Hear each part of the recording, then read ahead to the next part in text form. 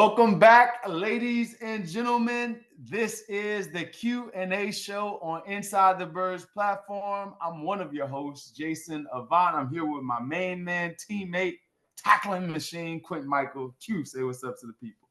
What's going on? Welcome back, everybody. I'm feeling great, man. Feeling great. Good to see you, man. Before we get, always good to see you. Always good to see you, my brother. Before we So, get into the game, let's do a little bit of housekeeping. Thank you to Adam and Jeff and Josh, everyone at Inside the Birds for making this possible, and for all the fans that tune in each and every week. We appreciate you for everything that you guys are doing. Email your questions to insidethebirds@gmail.com. Again, insidethebirds@gmail.com. Here we go. I did not think the Birds would go into Cincinnati and play that well. I don't think anyone thought that they would go in and play that well.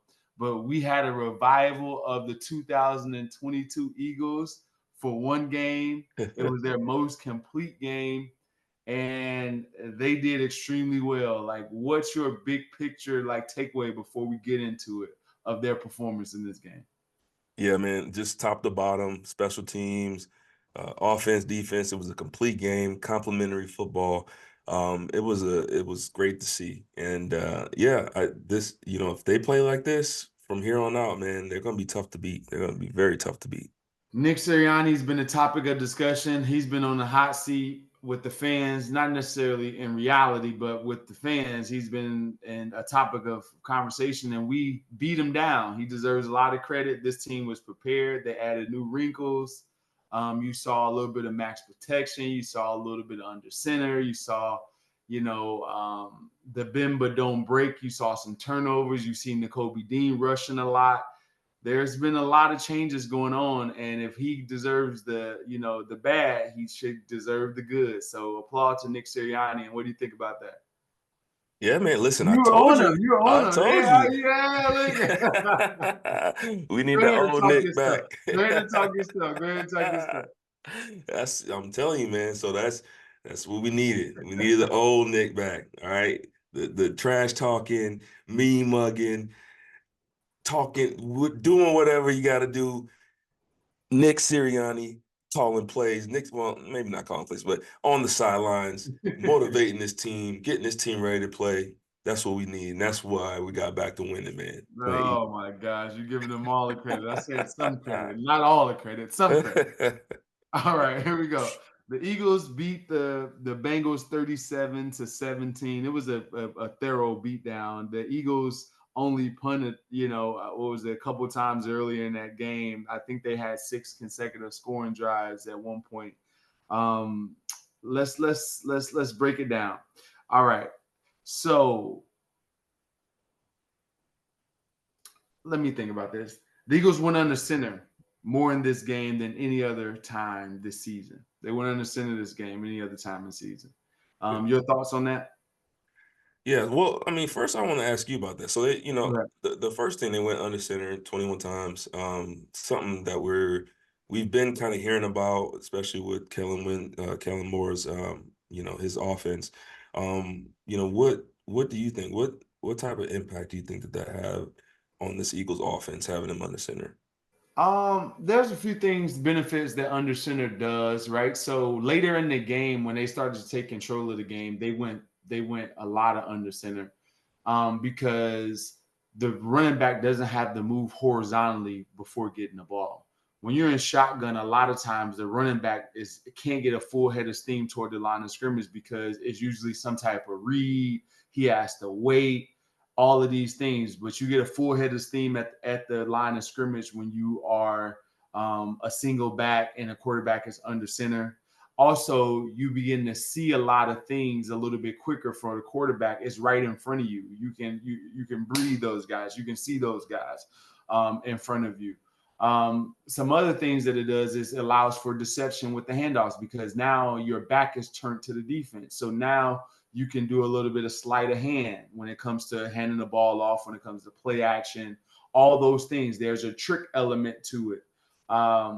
Those are like some advantages of it. But it definitely benefits the running back headed downhill. It definitely benefits the play action, ball handling, and trick plays.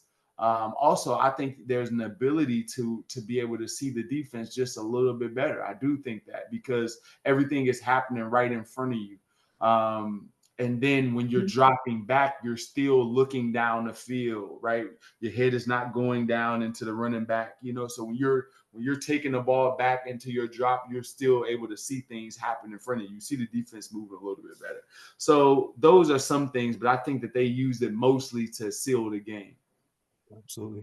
Yeah. And for me, from a defensive standpoint, I look Mm-hmm. at it for two main points.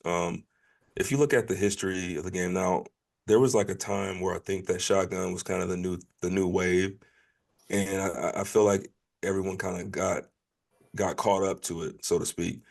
But if you look in the history of quarterbacks that are successful in this league, a lot of them were able to go under center often. A lot of them were in shotgun. It shows the versatility in your game, shows the versatility in your offense. And to me, as a defender, it's way more difficult to defend against a team that can go under center and go shotgun because when you're under center as a defender, especially a defensive back, everything is post snap. Like most of your reads, your run pass reads, or post snap, which gives the offense it kind of balances a little bit more. I feel personally as a player when the team was in shotgun, especially if it was a run, I felt like that was an advantage for the defense because you as linebackers and back end guys, you can get a quicker read on what exactly is about to happen.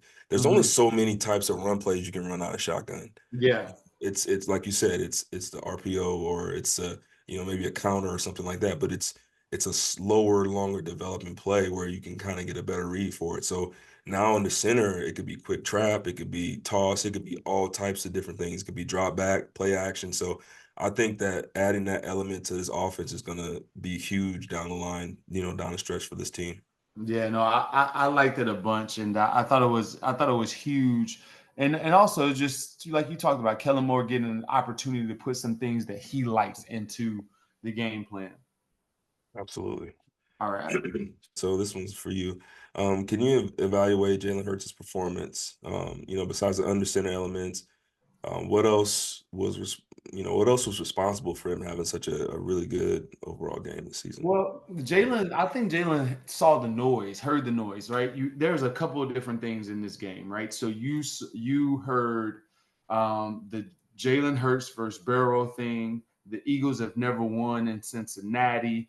There's a lot of storylines. The AJ Brown and Devontae Smith and T. Higgins didn't play, but two of the best receiving cores, right? So who would outgain the other? All of these different things. You heard a bunch of it.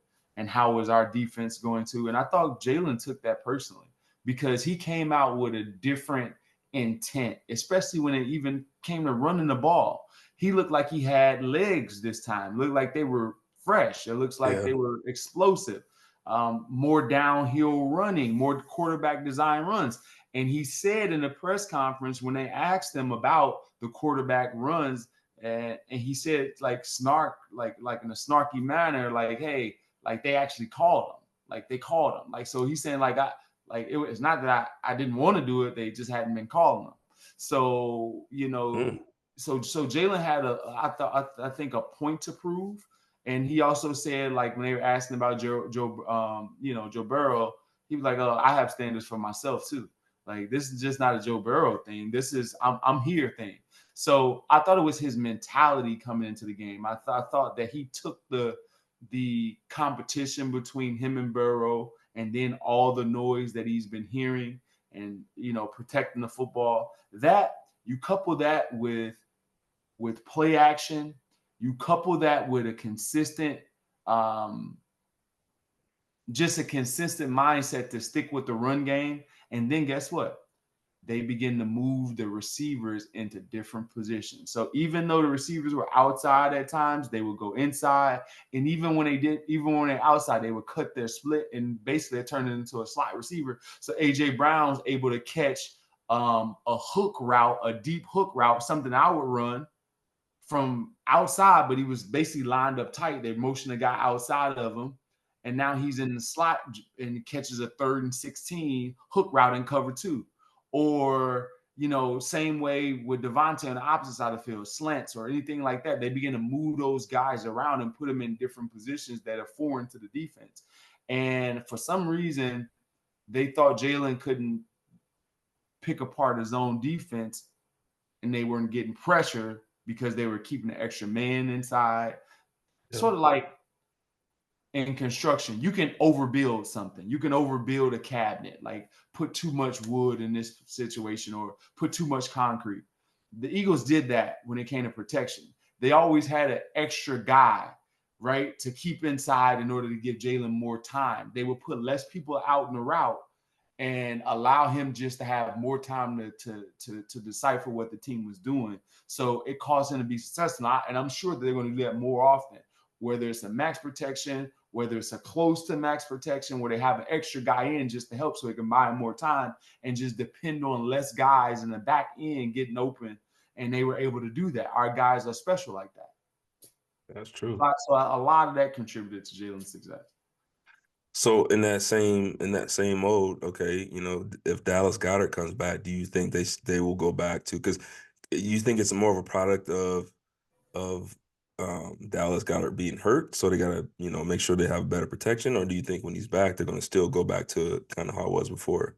I think it's too far out to say. I know that they'll be more viable. I think that even Dallas being out there is definitely beneficial. I'm not saying Calcaterra is better than Dallas. I don't want to go that far at all. I think both of them will have their own packages, and you may see more 12 personnel. But I think Dallas, in this system of keeping an extra person in, whether it be a chipper, whether it be Jack Stoll, whether it be somebody in to assist, an extra lineman, whatever it may be, I think that allows them to be able to get open. However, in zone, Dallas can do the same thing that Grant Calcaterra was, and that's what Cincinnati pretty much played the entire game. They played zone most of the game. They didn't go man as much as you would think that they would, and Jalen was able to pick it apart, especially when they didn't blitz him as much.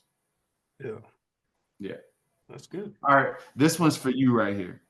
All right, are you surprised the Bengals didn't come after Hurts with more blitzes or schemes up front to either confuse him or to get him off his spot?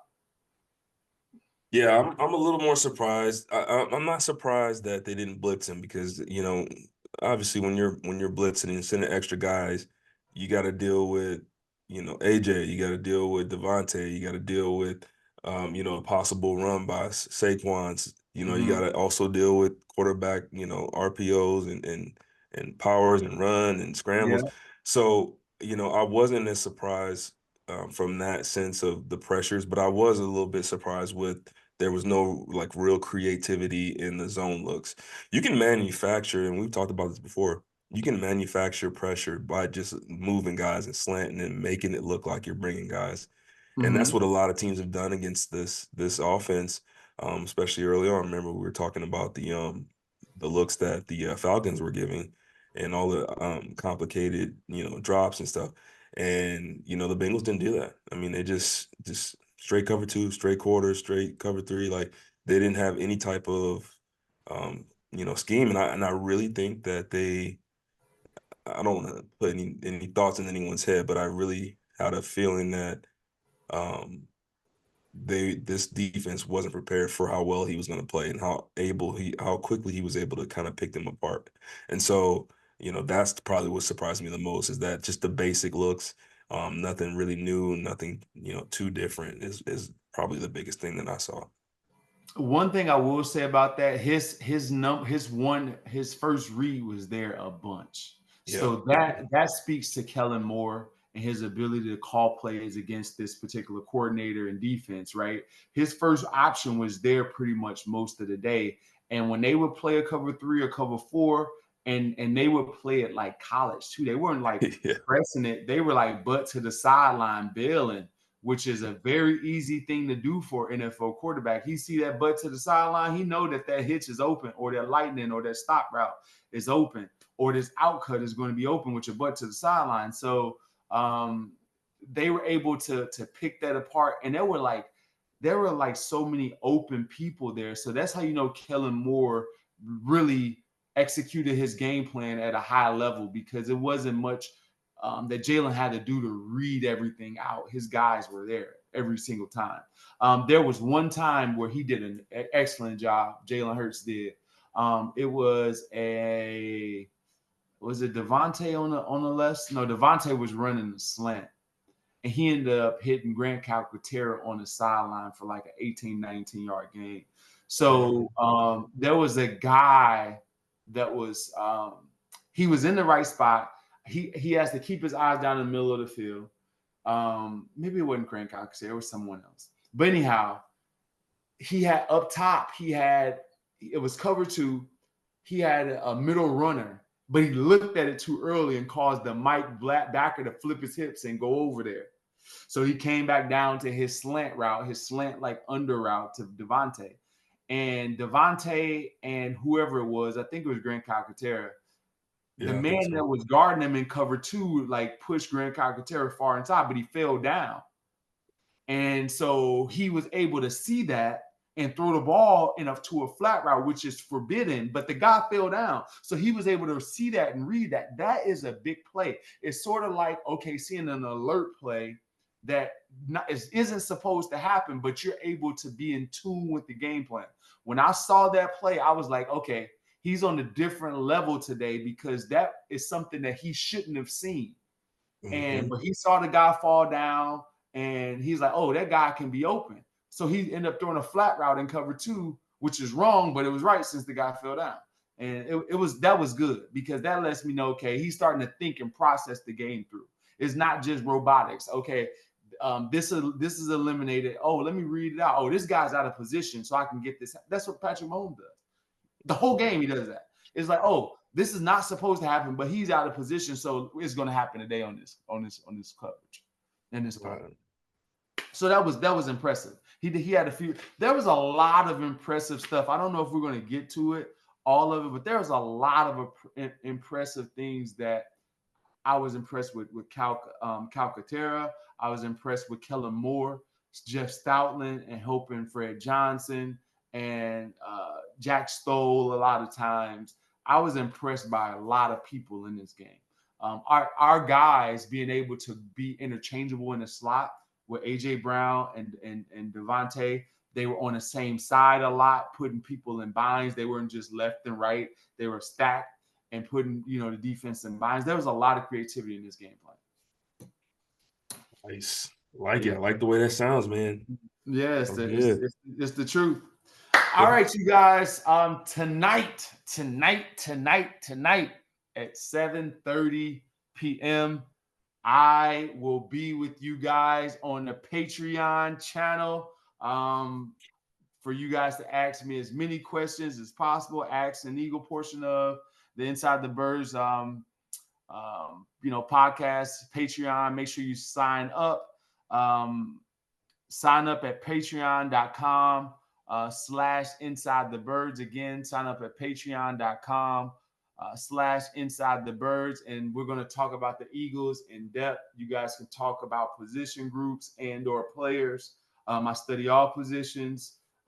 Check me out. Try to stump me. Come with that stuff. I'll be prepared for you tonight. All right.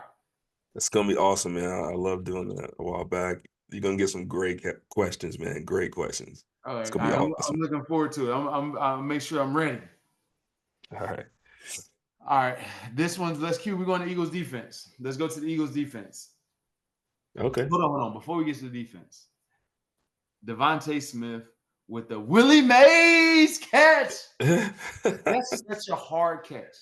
Such a hard catch. It was a circle post type of route on a backside safety, and the way that the ball came out, it was like, that's the hardest catch when the quarterback is, when you're even with the quarterback's like throw, and he throws you up the field and you have to adjust back like that. That's such a hard. It almost went through. It almost went through his hands, but he ended up making that catch with a guy on his left arm, That was an unbelievable play by Skinny Batman right there. Like the difficulty level was probably a 9-2. Woo. Like that was up there. That's one of those hard catches that not many people make. I see that. It's I like see a that drop a baseball. It's lot. like catching a pop fly out there, right? Yeah, well, yeah, Or yeah, something. No, harder than that. yeah. Yeah. Yeah, it's similar. Yeah, but it's when somebody's on you. Yeah. It's Yeah. like a Yeah. 5-5 is you and the ball, and maybe the wall. But Yeah. yeah, there was somebody on you. But he had that too because it's the back end line. So that was a great play. AJ Brown's a baller. Saquon, just cute because we go on defense. I can get all my offensive stuff Oh out. no, no. Go ahead. Go ahead. I love it. Saquon, the commitment to it. Let's keep going. Let's keep doing it. Let's keep doing it. And then later in the game, it pops. Yeah. The only way we can do that though is if we convert third downs, because there's a lot of times where we're in 3rd and 8, 3rd and 12, 3rd and 16 because we ran it on 1st and 2nd down, which I love. But you got to be able to convert third down. So it seemed like they gave more attention to that third down package this game. They gave Yeah. more attention to it. Yeah. I So agree. let me think of anything else offensively I want to talk about. What about AJ, man? He had a big couple big catches, right? Yeah, he had a couple big catches.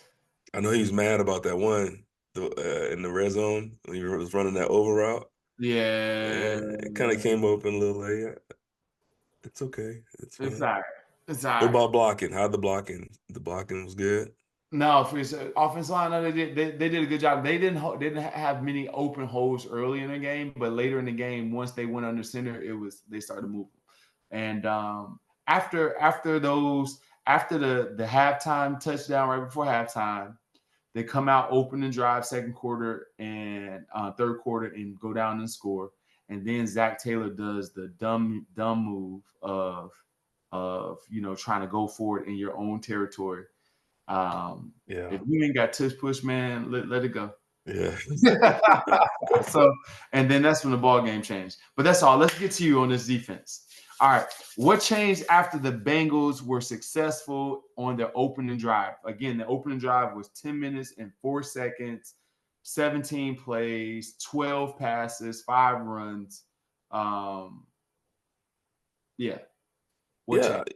I honestly, I don't think much changed from a play call standpoint. I do think that after that first drive, I think that the the play calls Fangio started to mix it up a little bit more. When he was bringing pressure, it was man. Most of the time outside of that, he was in zone. It was a and we'll talk about it later, but it was a bend don't break defense, but it was very intelligent when he did bring pressure.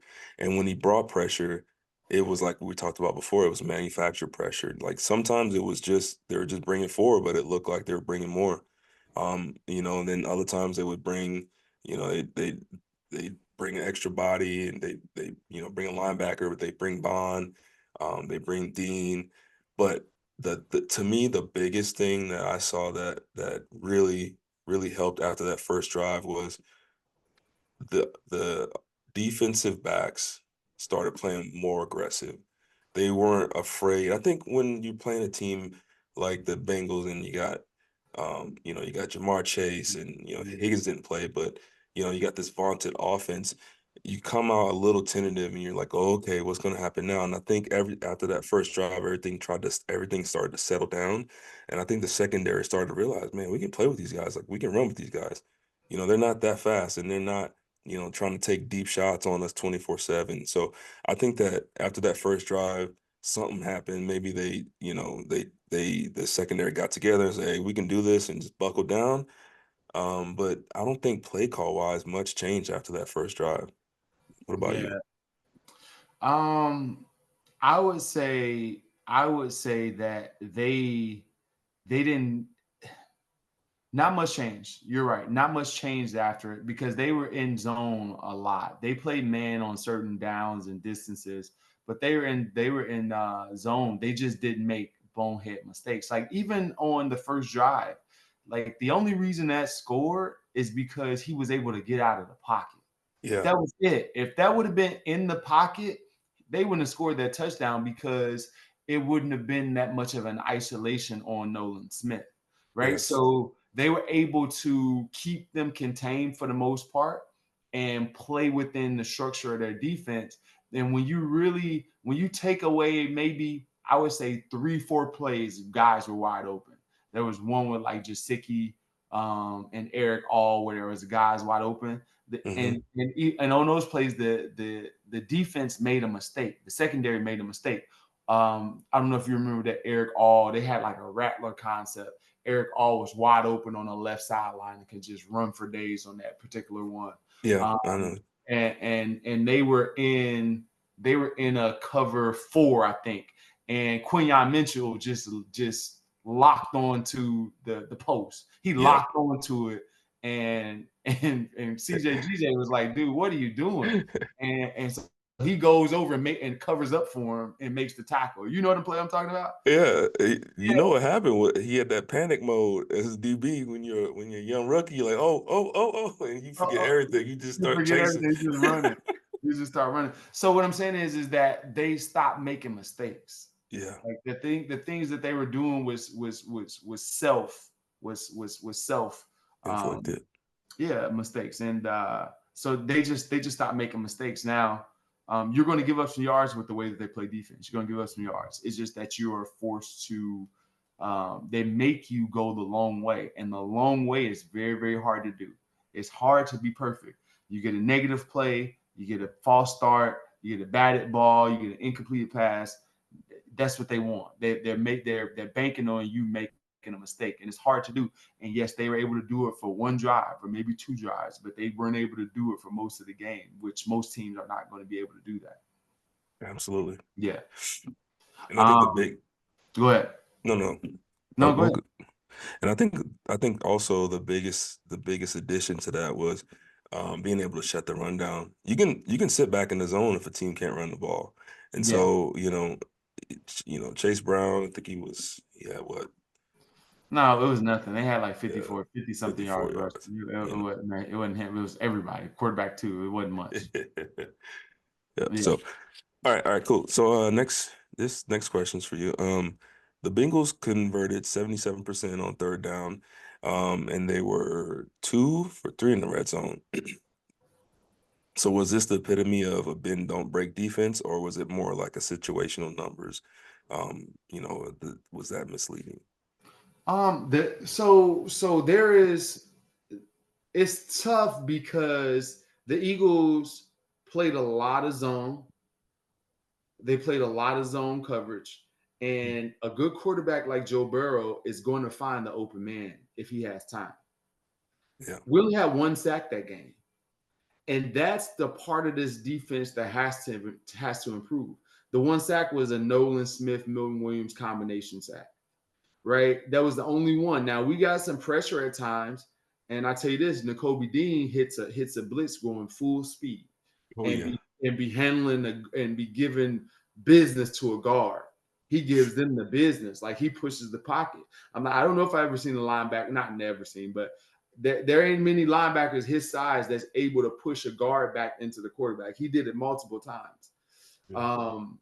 But all that being said is that without the pass rush, that's what makes a defense like this special, is that if you have a dominant pass rusher, because now we can play zone and we can take away your first read. Now we are there.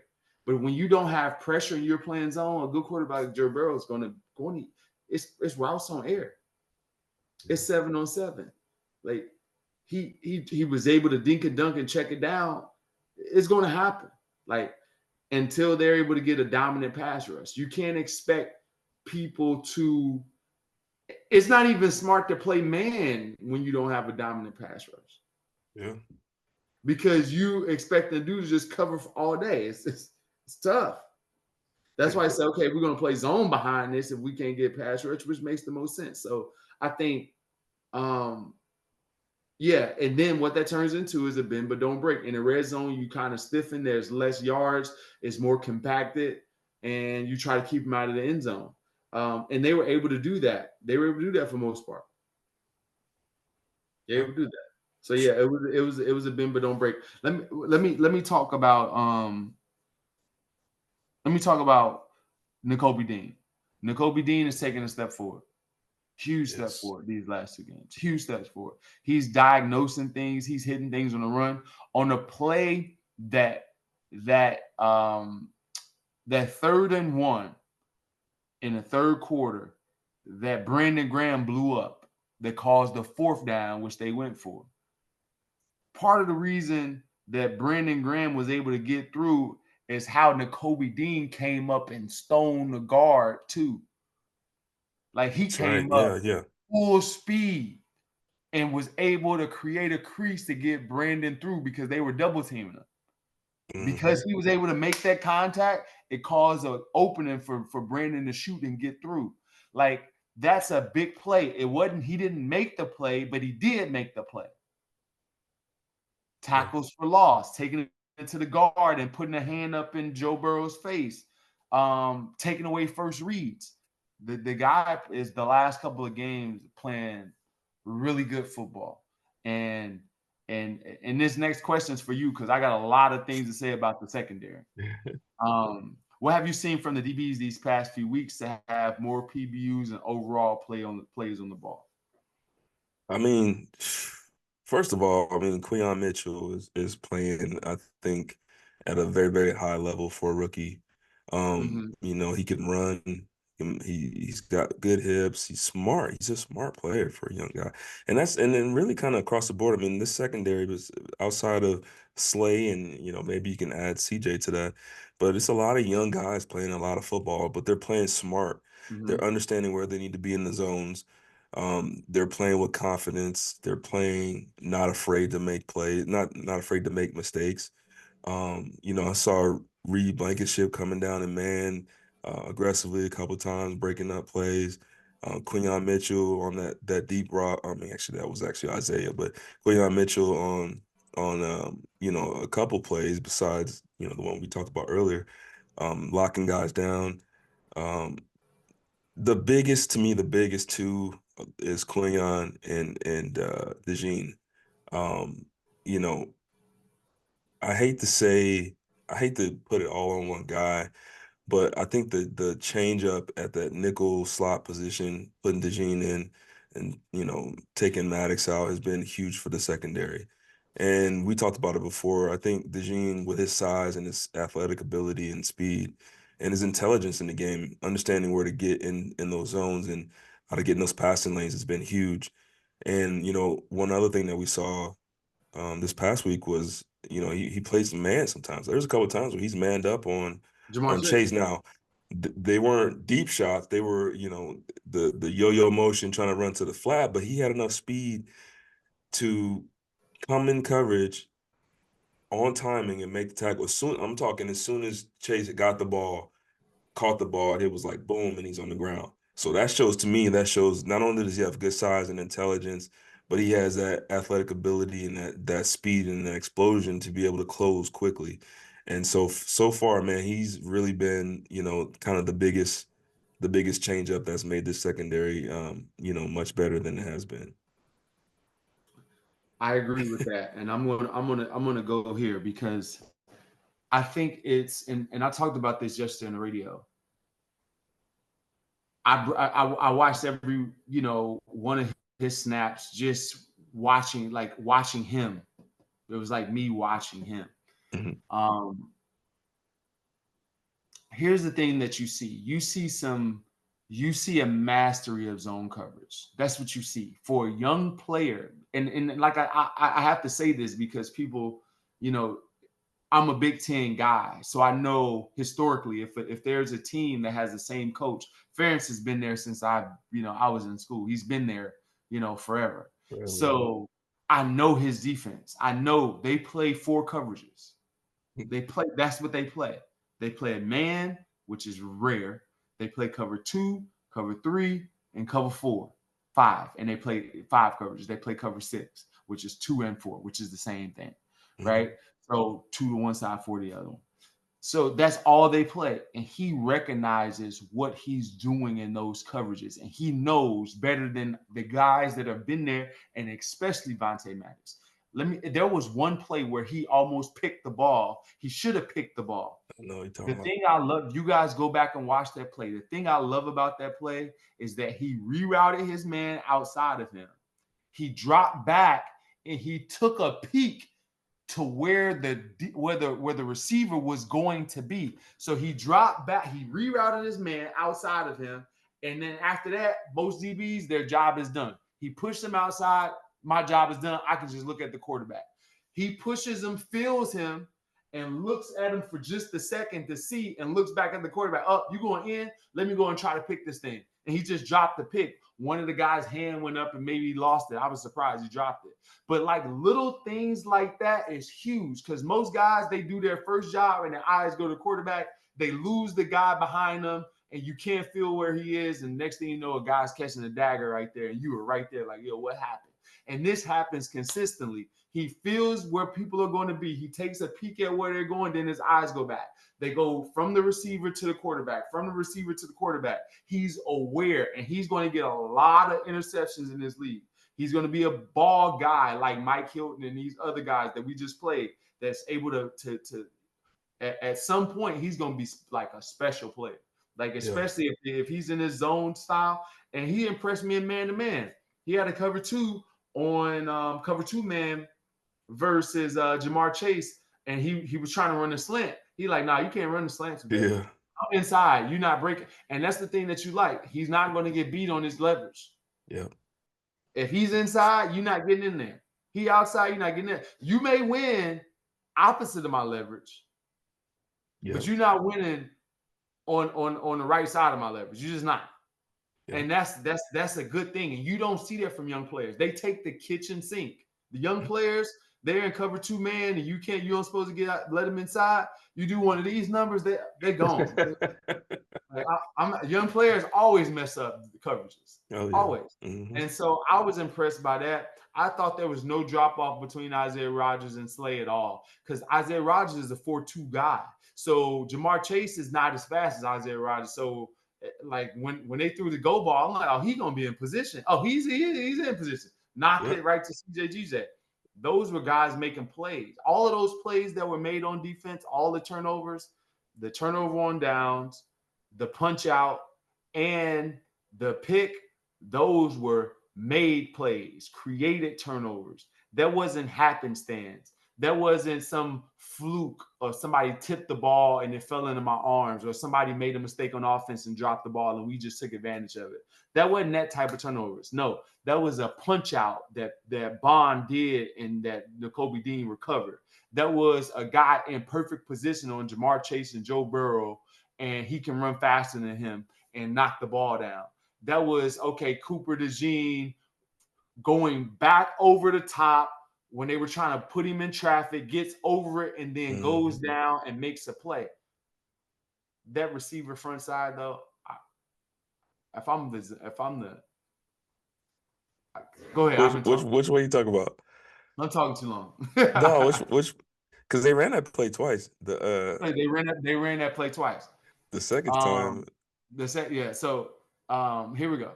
So on that particular play, Jamar Chase starts out, he runs in motion, runs back. The guy on the side where he caught the ball is a receiver in a cut split. Mm-hmm. That dude is supposed to run directly at Cooper DeJean. He's trying to get open on his route rather than understanding that it's man. Me, I give up my route. When you're a smart player, it may not even have been on the call sheet, but I'm pretty sure it was.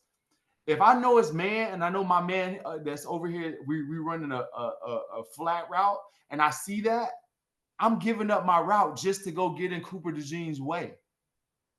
I'm going to run my route off the ball. I'm a wide release. I'm going to sit there so he can't get through me. I'm not going to even touch him, but I'm going to make him run way outside. So that was just a mis-executed play by Cincinnati, but still he was able to get over the top and have a beat on him. Did you just admit to knowingly trying to pick a play like an offensive Yeah, pass interference? you do it in ways. Like, so for an example, let me give you a great cheat one, right? This is between me and you. Y'all will be in on it if y'all can understand defense. But say it's a cover two. Say Mm-hmm. we have all stops. We got all 12-yard stop routes. Okay. Mine on the outside, it converts. The two inside is there. It's third down. It's 3rd and 10, 3rd and 12. We're in between the hook defender and the flat defender, all that. I'm an outside release. On the outside, there's a man inside of me. Mm-hmm. What is the corner supposed to do? I outside release, he pushes me out, and then he looks up that guy and that flats, and he kind of messes up. If I'm outside and I know I got an inside hook on inside, what I'll do is I'll outside release, and when the cornerback turns his back, I'll hook his arm and keep him out there with me so he can't make a play on the inside. So I give up my route just to hook him because it looks like, because when the cornerback does his reroute, he got me. He got a good jam on me. That's what it looks like, but I'm actually holding him. There's a So y'all catch. hear that? Listen, did y'all hear that? All our listeners, you heard what he just admitted to. Okay, Hey, listen, we that's ain't we. part of the game. The DBs aren't crazy. All right, we're not Listen, crazy. Every this single play they be cheating, man. it's a part of the game. You know it's time. You know when it's time to hold. Excuse me. Oh This is man, time. Like, dirty it's so cheaters. funny. It's so funny. I would see, like, I'll be running in like a route, and I'll see a defensive back trigger, and I'm like, oh, it's an out route coming toward me, and I'll just collision them. See, man, y'all, man. You just collision them, like, oh, I can't let them get to it, so I just collision them up. All Dirty cheaters, right, all man. right, all right, all right. Keep here. Y'all Let's get to. already, yeah. Let's not digress All on right, that all because right, I'm making you mad. All right, here we go. Let's get to the viewer question. yeah. Okay, so this is from David V from Norway. Man, we all the way in Norway. We in Norway. Come on, I David, love it. all the way from Let's go, Norway. man. Let's Let's go. go.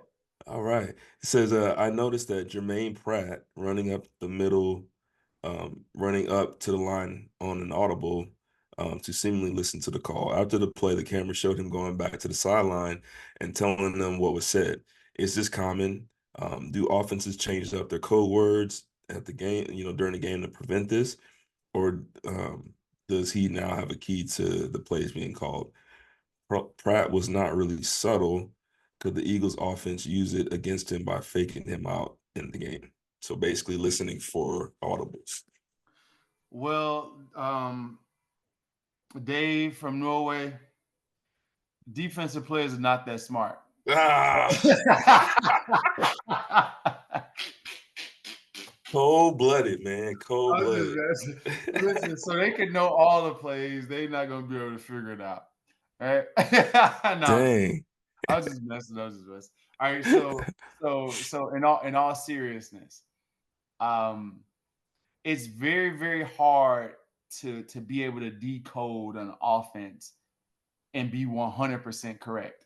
Even if they know, there's still reservation there that it could be something opposite. So it still delays them. It's not like they know 100%. There's still some doubt there. So they still have to read their keys. They still have to do their job. So it's still, your play can still work. The Yeah. only time that it really doesn't, if it's something very, very obvious, like Something with an L or a R. yeah, if you're like Larry, Randy,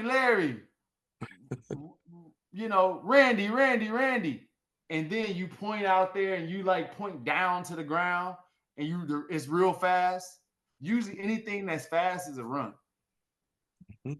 Anything that's fast and like it's a run play because the run play is usually like 96 power on one. It's fast. So if it's really fast, like the defense can decode that type of thing.